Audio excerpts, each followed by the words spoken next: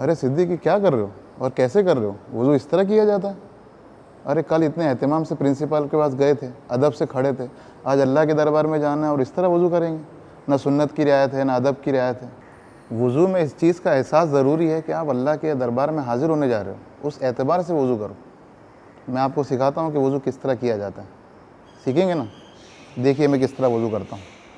सबसे पहले आपको नियत करना है कि मैं वज़ू कर रहा हूँ अल्लाह के दरबार में हाज़िर होने के लिए। दिल से नियत करना काफ़ी है। उसके बाद बिस्मिल्लाह बोलते हुए सबसे पहले 3 मरतबा ये हाथ धोने हैं।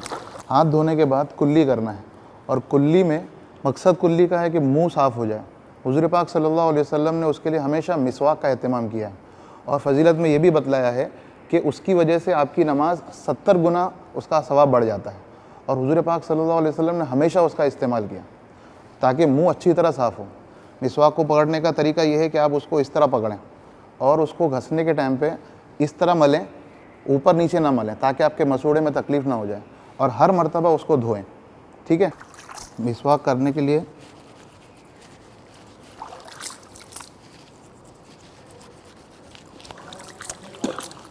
हर मर्तबा उसको धो के रखना ज़रूरी है, बगैर धोए उसको नहीं रखना चाहिए।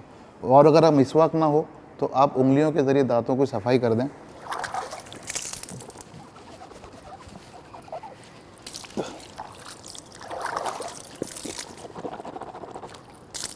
कुल्ली करने में एहतिमाम करें ताकि मुंह के अंदर पानी अच्छी तरह घूमे और अच्छी तरह सफाई हो, और ये 3 बार करना है।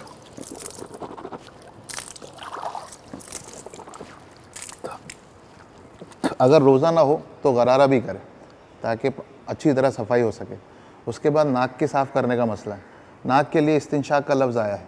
आपको उसकी तरीका यह है कि आप उसको दाएं हाथ से इस तरह पानी नाक में चढ़ाएंगे और उल्टे हाथ से नाक को साफ़ करेंगे। ऐसे 3 बार करेंगे और फिर छोटी उंगली से नाक की सफाई करेंगे। ठीक है? आप देखिए,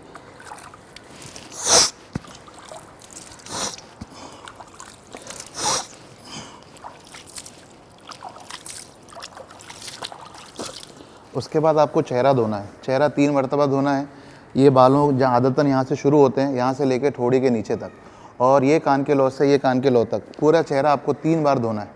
ठीक है? दाढ़ी आपकी हल्की है तो जहाँ खाल नज़र आ रही है वहाँ तक पानी पहुँचाना ज़रूरी है। घनी दाढ़ी है तो ऊपर के बालों तक ही पानी पहुँचा देना उतना काफ़ी है, लेकिन उसमें भी खिलाल करना ज़रूर सुन्नत है। देखिए मैं किस तरह करता हूँ।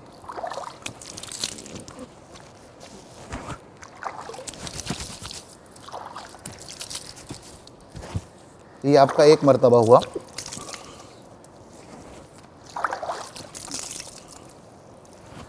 इस जगह पे जहाँ पानी कम पहुँचता है वहाँ पे पहुँचाएँ, और ये कानों के पास ये जो हिस्सा है यहाँ पर पानी पहुँचाना बहुत ज़रूरी है, जो आमतौर पर रह जाता है। और खिलाल उसमें आखिर में ज़रूरी है, सुन्नत है। इसको इस तरह खिलाल करेंगे और अंदर से इस तरह इसको ये निकालेंगे। ये खिलाल का तरीका है। इसके बाद आपको 3 मरतबा हाथ धोना है। हाथ धोने में दाएं हाथ से शुरू करें और दूसरे बार बाएं धोएं, और हाथ धोने में उंगलियों से शुरू करें, उंगलियों से कोहनी की तरफ आए, उल्टा ना जाए। जिस तरह देखिए, कोहनियों तक ये पूरे हाथ धुल जाना चाहिए अच्छी तरह, और उसके बाद उल्टा हाथ, उसके बाद उंगलियों में हाथों का खिलाल हाथ में लें और इस तरह करके आप यहाँ तक ले लें। ये एक ऐसी सुन्नत है जो आमतौर पर लोग करते नहीं हैं, ये सुन्नत है खिलाल करना। उसके बाद आपको सर का मसा करना है। सर का मसे का तरीका ये है कि आप हाथ में पानी लें और उसको, ये जो 3 उंगलियां हैं, इसको सर के शुरू हिस्से पर रखें और उसको पीछे तक ले जाएं। फिर इस हिस्से से आपको वापस आना है, और उसके बाद ये जो उंगली है आपकी, उससे कान साफ़ करने हैं, और इस वाले हिस्से से आपको कान के पिछले हिस्से पे करना है। और ये जो वाला हिस्सा है, इससे आपको गर्दन का मसा, गला का मसा करना मकरूह है, लेकिन गर्दन का मसा करना सुन्नत है। आप देखिए मैं कैसे करता हूँ। इसको इस तरह कीजिए, यहाँ रखिए और यहाँ से ऐसे यहाँ तक ले गए। फिर उसके बाद ये आए। अब ये उंगली आपकी है, इससे कान का पूरा इस तरह लीजिए, इस हिस्से से ये पीछे का लीजिए, और ये जो हिस्सा बचा है उससे आप ये पीछे की गर्दन इस तरह, ये आपका मसा हो गया। पैर धोने में भी दाएं पैर को पहले धोएंगे, फिर बाएं पैर को, और उसमें भी दाएं हाथ से पानी डालेंगे और उल्टे हाथ से मलेंगे। ठीक है? और इसके अंदर एक गड्ढा होता है पैरों में, तो उसमें ख़ास तौर पे वहाँ पर पानी पहुँचाना ज़रूरी। देखिए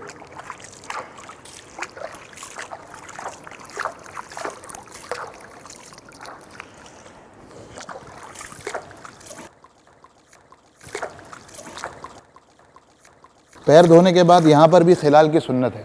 तो खिलाल का तरीका यह है कि आप पानी लें और इस तरह पानी डालते जाएं और खिलाल करते जाएं। हालांकि पानी पहुँच जाता है, लेकिन ये एक सुन्नत है।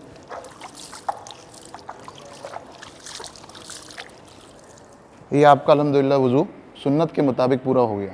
अगर इस एतबार से आप वज़ू करेंगे तो सुन्नत ये वज़ू का सवाब भी मिलेगा और इसकी बरकतों से नमाज में खुशू भी पैदा होगा।